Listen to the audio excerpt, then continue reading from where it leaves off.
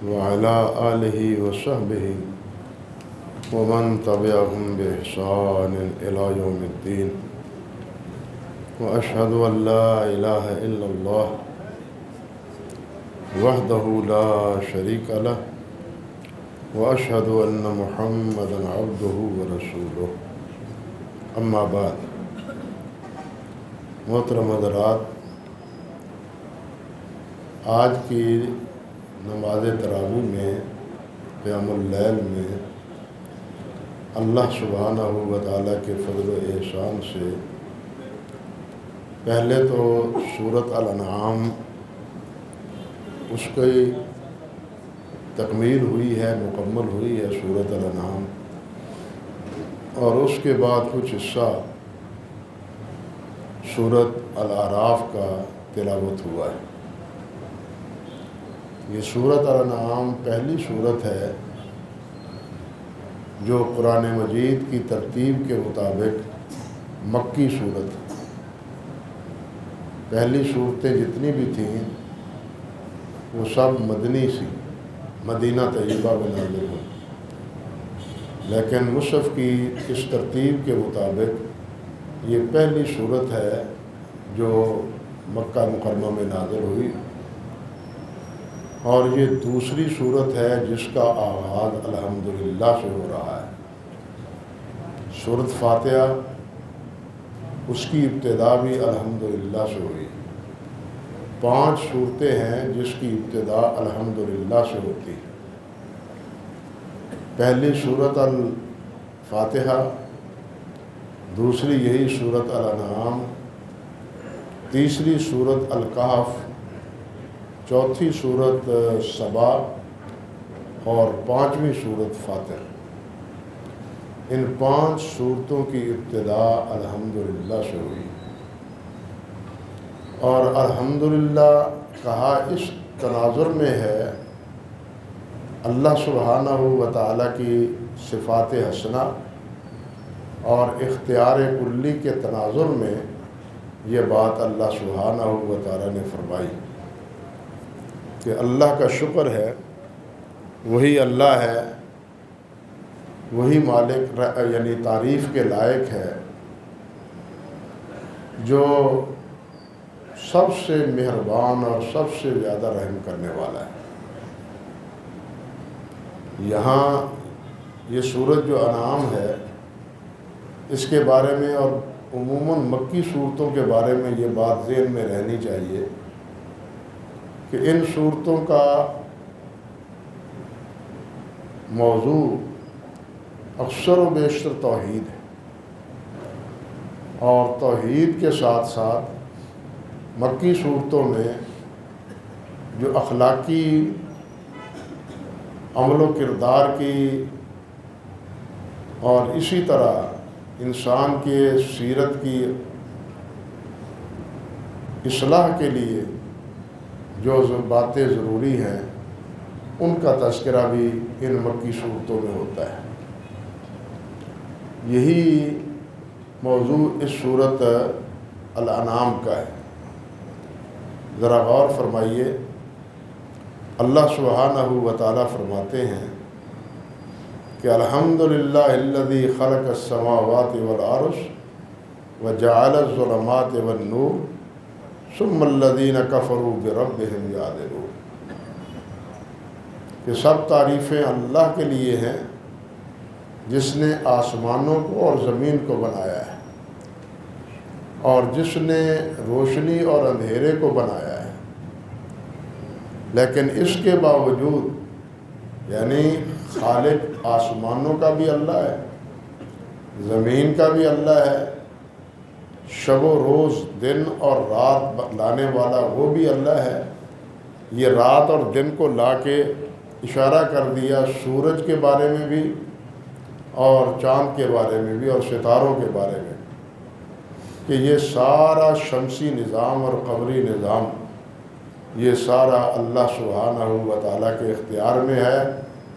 نہ کسی نے آسمان کا کچھ بنایا ہے، نہ زمین کا کوئی ٹکڑا اللہ کے علاوہ کسی نے بنایا ہے، نہ ہی رات اور دن کے لانے میں اور لے جانے میں کسی کا اختیار ہے، لیکن اس کے باوجود بھی یہ مشرک کتنے احمق ہیں کہ یہ اپنے معبودوں کو اللہ کے برابر سمجھتے ہیں۔ معاذ اللہ ثم استغفر، جنہوں نے کچھ پیدا ہی نہیں کیا، وہ خود مخلوق ہیں، وہ خود بنائے گئے ہیں، بلکہ ان کو معبود خود ان لوگوں نے بنایا ہے، نہ وہ خود معبود ہونے کا کہ مدعی ہیں، نہ ان میں معبود ہونے کی کوئی صفات ہے۔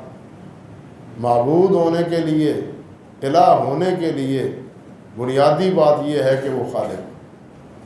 دیکھیے سورۃ بقرہ کے ابتدا ہی میں اللہ نے فرمایا یا ایھا الناس اعبدوا ربکم الذی خلقکم، لوگو اس رب کی عبادت کرو جس نے تمہیں پیدا کیا ہے، جس نے تمہیں پروان چڑھایا ہے، تمہاری زندگی کے نشیب و فراز کا انتظام کیا ہے، اس رب کی عبادت کرو۔ لیکن جو خالق نہیں ہے خود مخلوق ہے، خالق صرف ایک اللہ ہے، باقی جتنی چیزیں ہیں وہ سب مخلوق ہیں۔ تو مخلوق کو اللہ کے برابر بنا لینا، اس سے بڑی حماقت اور اس سے بڑی بے وقوفی اور کیا ہوگی۔ اللہ فرماتے ہیں هو الذی خلقکم من طین ثم قضی اجلا، اور تمہیں اللہ تعالیٰ نے مٹی سے پیدا کیا ہے، تم اپنی آپ کی حیثیت کو بھی تو دیکھو۔ آج بڑے تکبر کا، بڑے پن کا اور اپنے آپ کے بارے میں بڑے پھونڈے پھرتے ہو کہ ہم یہ ہیں ہم وہ ہیں، لیکن دیکھو تو صحیح تم نے پیدا کس چیز سے کیا ہے؟ مٹی سے بنایا ہے اللہ، اور پھر تمہیں سدا یہاں رہنا بھی نہیں ہے، تمہارے لیے ایک وقت مقرر کر رکھا ہے اللہ سبحانہ و تعالیٰ نے، اس وقت مقررہ پر تم نے بہر صورت یہاں سے جانا ہی جانا ہے۔ وَأَجَلٌ مُّسَمًّى عِندَهُ، اور یہ بھی یاد رکھو کہ جانے کا وقت صرف اللہ کو پتہ ہے، کسی کو نہیں پتہ کب جانا ہے، کہاں جانا ہے، انسان نے کہاں مرنا ہے اور کب مرنا ہے، اس کا علم صرف اللہ وحدہ لا شریک کے پاس، اللہ کے علاوہ کسی کو کوئی علم نہیں۔ اللہ فرماتے ہیں ثم انتم تمترون، لیکن پھر بھی تم اللہ کے بارے میں شک کرتے ہو اور اللہ کے ساتھ دوسروں کو اپنا معبود اللہ کے برابر کرتے ہو۔ پھر اللہ تعالیٰ نے فرمایا هو اللہ فی السماوات وفی الارض یعلم سرکم وجہرکم ویعلم ما تکسبون، اللہ وہ ہے جو اس آسمانوں میں بھی الہ ہے اور زمین میں بھی وہی الہ ہے۔ یہ نہیں کہ آسمان میں کسی اور کی پوجا ہوتی ہے اور زمین میں کسی اور کی پرستش ہوتی ہے۔ آسمان اور زمین میں ہر جگہ پرستش کس کی ہو رہی ہے؟ اللہ کی۔ جو اللہ کے بندے ہیں وہ اللہ کی پرستش کرتے ہیں۔ اور یعلم سرکم وجہرکم، اللہ وہ ہے جو تمہاری مخفی چیزوں کو بھی جانتا ہے اور تمہاری ظاہری باتوں کو بھی جانتا ہے۔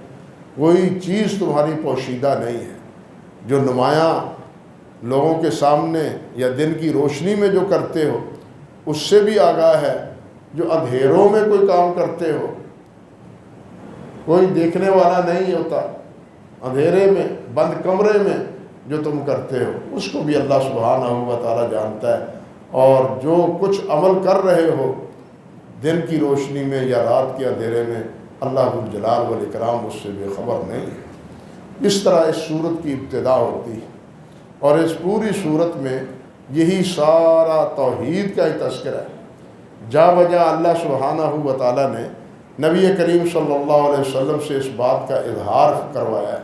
مثال کے طور پر دیکھیے، ایک جگہ اللہ سبحانہ و تعالیٰ ارشاد فرماتے ہیں قل اغیر اللہ اتخذ ولیا فاطر السماوات والارض وهو یطعم ولا یطعم، اے میرے نبی محمد صلی اللہ علیہ وسلم کہہ دیں ان کو خبردار کریں، بتلائیں کہ اغیر اللہ اتخذ ولیا، کیا میں اللہ کے علاوہ کسی اور کو اپنا کارساز بنا لوں، دوست بنا لوں؟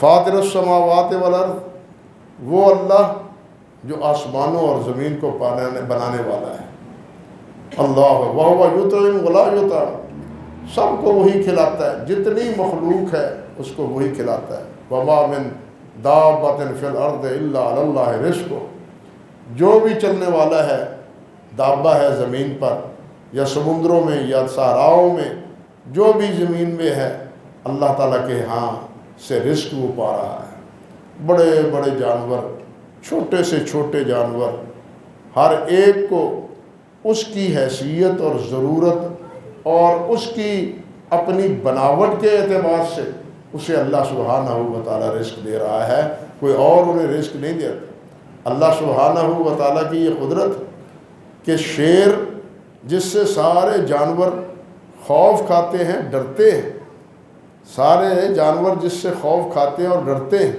لیکن ان جانوروں کو ہی اللہ سبحانہ و تعالیٰ نے شیروں کی خوراک بنا دی ہے۔ یہ اللہ تعالیٰ کا کہنا چاہیے کہ فیصلہ ہے۔ فرمایا ہوا یطعم ولا یطعم، وہ سب کو رزق دیتا ہے، خود نہیں کھاتا۔ جو معبود ہے وہ کھاتا نہیں، جو معبود نہیں ہے وہ کھاتا ہے۔ حضرت مریم صدیقہ اور حضرت عیسیٰ علیہ السلام، ان کے بارے میں اللہ سبحانہ و تعالیٰ نے بھی فرمایا نا یہی بات، جس طرح پہلے غالباً آپ سن چکے، کانا یاکلان الطعام، کانا یاکلان الطعام۔ وہ سوچو تو صحیح، وہ دونوں کھاتے پیتے تھے، عیسیٰ علیہ السلام بھی کھاتے تھے، مریم صدیقہ بھی کھانا کھاتی تھی، بھوک انہیں بھی لگتی تھی۔ بھوک لگنے کے بعد پیٹ میں جو کچھ ہوتا ہے ان تمام مراحل سے وہ بھی گزرتے تھے۔ سمجھ گیا نا بات؟ ان تمام مراحل سے وہ بیٹا بیٹھ جاؤ، تمام مراحل سے وہ گزرتے تھے، اور تم نے انہیں ہم کو اپنا معبود بنا لیا ہے۔ اللہ تو وہ ہے جو کھاتا نہیں ہے، کھلاتا ہے، اور یہ شان صرف اللہ وحدہ لا شریک کی ہے۔ مخلوق میں سے کوئی ایسا نہیں ہے جو کھاتا پیتا نہ ہو، وہ خواہ جن ہوں یا انسان، یا حیوانات ہوں یا درندے ہوں یا پرندے ہوں یا چرندے ہوں، سب اللہ سبحانہ و تعالیٰ کا رزق دیا ہوا کھاتے ہیں۔ یہاں ایک سوال اور بھی ہے، آپ میں سے ممکن ہے کسی کے ذہن میں یہ بات آئے کہ فرشتے بھی کھاتے ہیں، فرشتے بھی کھاتے ہیں، تو پھر وہ نہیں کھاتے اگر، تو کیا وہ معبود ہے؟ فرشتوں کو بھی تو معبود بنایا گیا ہے نا، فرشتوں کی بھی عبادت کی جاتی رہی ہے، تو وہ تو کھاتے پیتے نہیں ہیں۔ لیکن بات اصل یہ ہے کہ ہر ایک مخلوق کا کھانا اس کی شایان شان جدا جدا ہے۔ فرشتوں کی جو غذا ہے وہ اللہ کا ذکر ہے، وہ اللہ کی تسبیحات ہیں۔ حدیث میں آتا ہے، نبی علیہ الصلوۃ والسلام نے ارشاد فرمایا کہ آخری دور میں حضرت عیسیٰ علیہ السلام جب آئیں گے، دجال آئے گا، تو یہ دن کی کیفیت بڑھ جائے گی۔ یہ دن 12 گھنٹے کا نہیں ہوگا، بہت طویل ہوگا یہ دن۔ یہ دن رات اس کی یہ ہے تو یہ کیفیت تبدیل ہو جائے گی۔ صحابہ کرام رضوان اللہ علیہ مجمعین نے پوچھا حضور کہ پھر اس وقت ہم کھائے پیئیں گے کیا؟ کیسے کیا کھائیں گے ہم؟ تو نبی علیہ الصلوۃ والسلام نے فرمایا کہ اس وقت جو تم تسبیح و تحلیل کرو گے وہ تمہاری غذا بنے گی۔ اسی طرح تسبیح و تحلیل فرشتوں کی غذا ہے، بلکہ اللہ والوں کے بارے میں یہ بات ذکر موجود ہے کتابوں میں کہ وہ یہ مادی رزق سے زیادہ ذکر و اذکار کے ذکر سے زیادہ بہرہ ہوتے تھے، بلکہ وہ مادی خوراک کی بجائے یہ روحانی غذا جس کو کہتے ہیں، جس کو ذکر و اذکار کہتے ہیں، اس سے وہ زیادہ اپنے آپ کو شیر سمجھتے تھے نسبتاً مادی خوراک کھانے کے۔ اللہ اکبر کبیرہ، اللہ اکبر۔ یہ موضوع بڑا دلچسپ ہے اور بڑا طویل ہے، لیکن میں اسی پر اکتفا کرتا ہوں۔ عرض کرنے کا مقصد یہ تھا کہ جتنی بھی مخلوق ہے وہ اپنے دائرہ عمل میں وہ بہرحال کھاتی پیتی ہے کسی نہ کسی شکل میں۔ خالق وہ ہے جو کھلاتا ہے، معبود وہ ہے جو کھلاتا ہے، خود کھاتا نہیں ہے۔ پھر اسی صورت میں یا آگے دیکھیے، قل انی امرت ان اکون اول من اسلم ولا تکونن من المشرکین، آپ کہہ دیجئے کہ مجھے تو حکم دیا گیا ہے کہ آپ سب سے پہلے اقرار کریں کہ میں اللہ کا فرمانبردار ہوں، میں اطاعت گزار ہوں، اور میں مشرکین میں سے نہیں ہوں۔ پھر یہ بھی اللہ ذوالجلال والاکرام نے اسی صورت میں آپ سے کہلوایا کہ قل اغیر اللہ ابغی رب وہو رب کل شیء، کیا میں اللہ کے علاوہ کسی اور کو رب بنا لوں جبکہ وہی سب کا رب ہے، ہر چیز کی پرورش کرنے والا اللہ ہے، تو میں کیا اللہ کے علاوہ کسی اور کو پرورش کرنے والا مان لوں کہ مجھے پروان چرانے والا اللہ رب العزت کے علاوہ کوئی اور ہے؟ اسی طرح ایک اور جگہ اللہ سبحانہ و تعالیٰ فرماتے ہیں قل، اے میرے نبی صلی اللہ علیہ وسلم یہ کہیں اندعو من دون اللہ ما لا ينفعنا ولا يضرنا ونرد على اعقابنا بعد اذ هدانا اللہ، کہہ دیجئے کہ کیا ہم اس کو پکاریں، ان کی پرستش کریں، ان سے مدد مانگیں، ما لا ينفعنا ولا يضرنا، جو نہ ہمیں نفع دے سکتے ہیں نہ ہمیں نقصان پہنچا سکتے ہیں۔ وہ نفع نقصان کے مالک نہیں ہیں، نفع نقصان کا مالک کون ہے؟ صرف اللہ وحدہ لا شریک ہے۔ وَنُرَدُّ عَلَىٰ أَعْقَابِنَا بَعْدَ إِذْ هَدَانَا اللَّهُ، جبکہ اللہ نے ہمیں ہدایت دی ہے تو کیا ہم اس ہدایت کو چھوڑ کے پھر شرک کی راہ پہ آ جائیں؟ یہ کیسے ہو سکتا ہے؟ یعنی اس طرح توحید کے بارے میں نبی علیہ السلام سے یہ بات کئی جگہ یہ کہلوائی گئی ہے۔ ایک جگہ اللہ رب العزت نے یہ بھی فرمایا ہے کہ اے میرے نبی یہ فرمائیں افغیر اللہ ابتغی حکما وہو الذی انزل الیکم الکتاب مفصلا، اے میرے نبی ان سے کہیں کہ کیا میں اللہ کے علاوہ کسی اور کو حاکم مان لوں؟ دیکھیے نا، اللہ کے مقابلے میں یعنی غیر اللہ کو بار بار غیر اللہ کا ذکر کر کے مختلف جہتوں سے مختلف پہلوؤں سے یہ بات اجاگر کی گئی کہ کیا میں اللہ کے علاوہ کسی اور کو اپنا حاکم مان لوں، اس کے حکم کی تابعداری کروں؟ نہیں، میں اللہ وحدہ لا شریک کی تابعداری اور اللہ کی فرمانبرداری کرتا ہوں۔ یہاں یہ بات بھی دیکھی کہ اسی سورۃ الانعام میں اللہ سبحانہ و تعالیٰ نے ایک جگہ 18 تقریباً انبیاء علیہ السلام کا تذکرہ کیا ہے، اور 18 انبیاء کرام علیہ السلام کے ذکر میں یہ بات بھی ارشاد فرمائی ہے اللہ تعالیٰ نے کہ ان سب کو ہم نے راہ ہدایت پر استقامت عطا فرمائی، اور ساتھ خبردار کیا کہ وَلَوْ أَشْرَكُوا لَحَبِطَ عَنْهُمْ عَمَلُهُمْ، اگر یہ شرک کرتے اور اگر ان میں کوئی شرک کرتا یا یہ سارے شرک کرتے تو ان کے سارے عمل برباد ہو جاتے۔ یعنی اس صورت میں موضوع یہ ہے کہ شرک سے خبردار کیا جائے اور اللہ کی عظمت اور اللہ کی کبریائی اس کا اظہار مختلف پہلوؤں سے اور مختلف اسالیب میں کیا جائے۔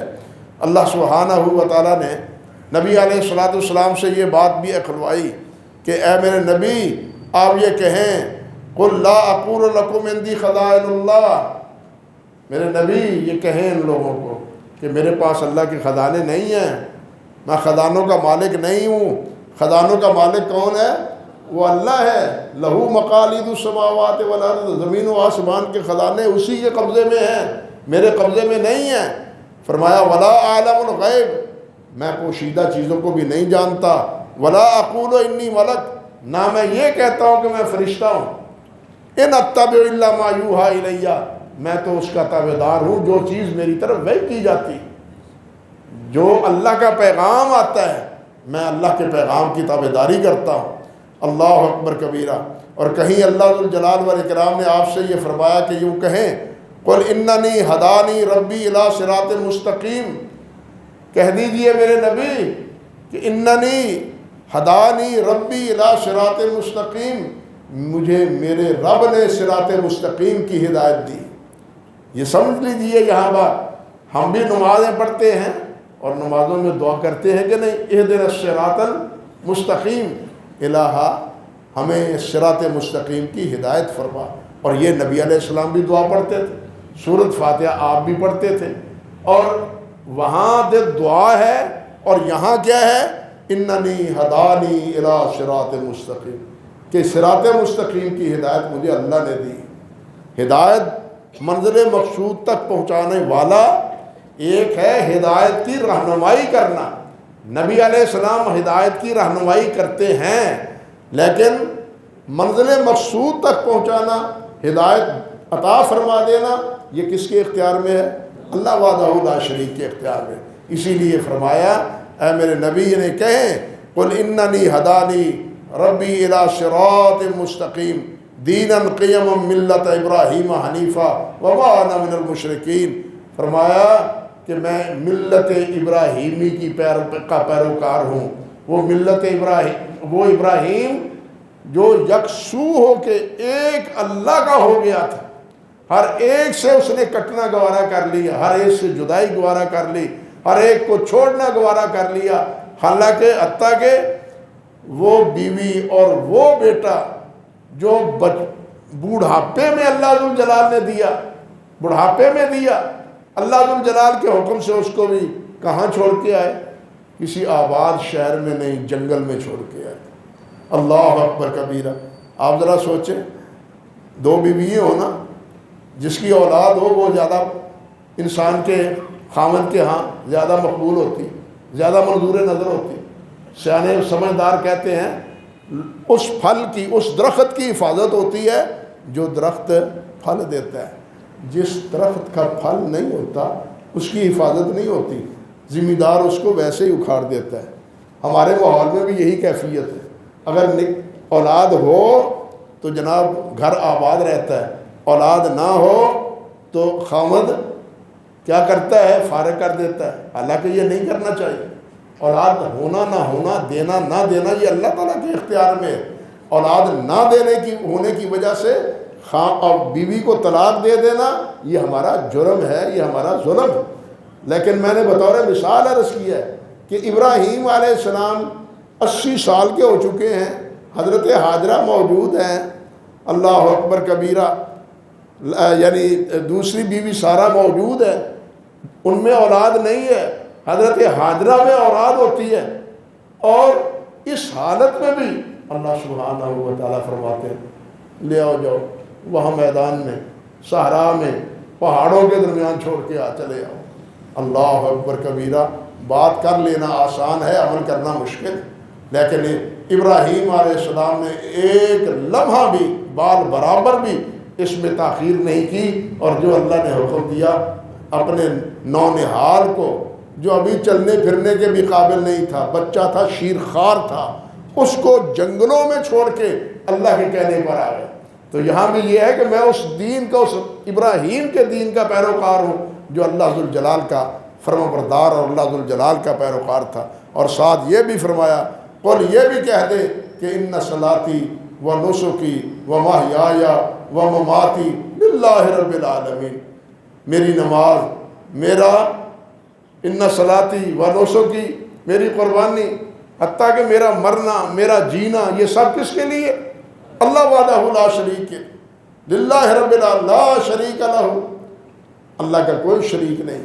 وَبِذَلِكَ أُمِرْتُ وَأَنَا مِنْ أَوَّلُ الْمُسْلِمِينَ، مجھے اسی کا اللہ تعالیٰ نے حکم دیا ہے، اور سب سے پہلے میں اللہ تعالیٰ کا فرمانبردار ہوں۔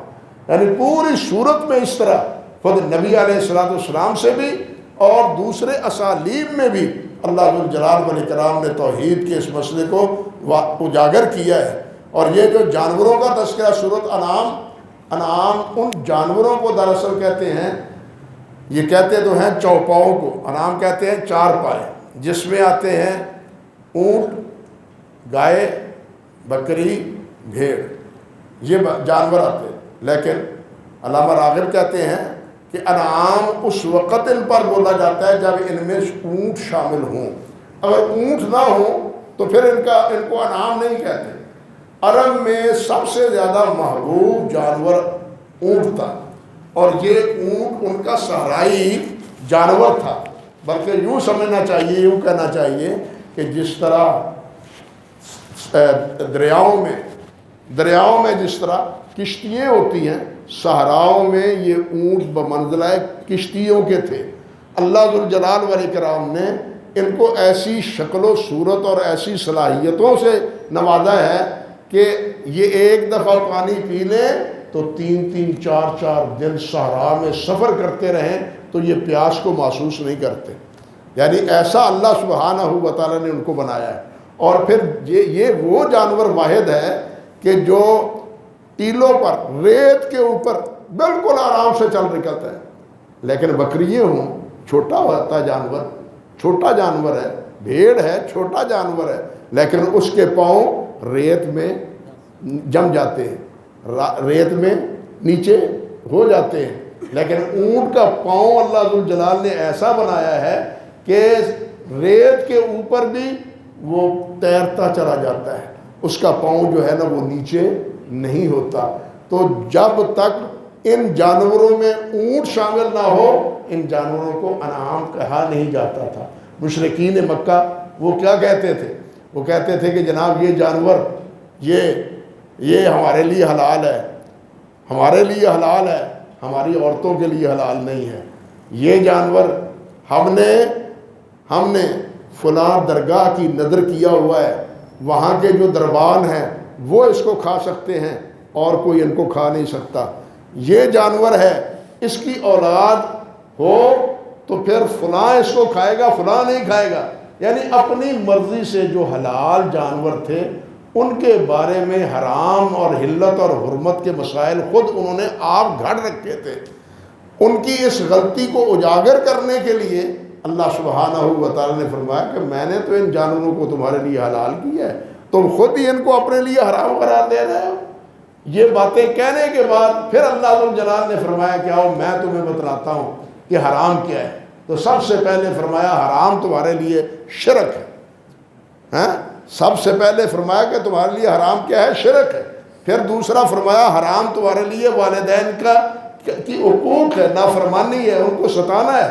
پھر اس کے بعد اخلاقیات کے دوسرے جو مسائل ہیں یا جو چیزیں ہیں ان کی نشاندہی اللہ سبحانہ و تعالیٰ نے اس سورت کے آخر میں کی ہے.